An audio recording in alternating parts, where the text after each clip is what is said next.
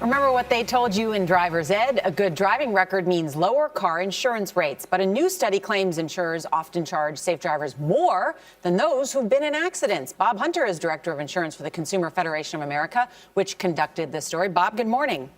Good morning. How are you? Good. All right. Well, your study seems to fly in the face of common sense. Explain.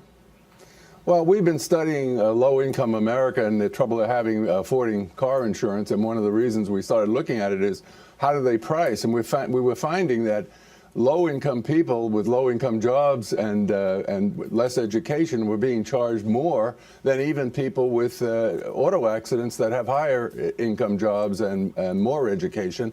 And so we tested it in 12 cities with the 5 leading writers, and we found that 2/3 of the time the person with no accident was paying more, sometimes as much as $2,000 more than the person with the accident, and that was we confirmed what we were seeing by a study.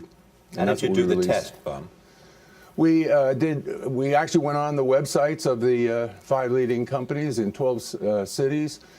We put in the test. We put 2 women with identical driving histories, except one had an accident, one didn't. The one with the accident was an executive living on a certain block that had this accident, but also was married and owned her own home. The other woman that we were testing was single, renting, and had a low-paying job and less education. And we found that the prices for the woman without the accident was always higher. 60% of the time was higher. Not always. There was one company that didn't do that, but the 4 other companies did. Bob, so the American Insurance Institute had this to say in response to your study. They said this, quote, "The Consumer Federation of America's report draws overly broad conclusions based on a tiny and unrepresentative sample of insurance policies." How do you respond to that? Well, first of all, it's not true. The reason we found it was we've done 3 other studies, and we saw that all over the country in low-income zip codes and high-income zip codes. We found, so we did this particular study to confirm what we found all over the country. So we are sure that this is a true study, that the impact of factors like education, occupation, credit score, things like that are more important than your driving record for a lot of people. So what should be done?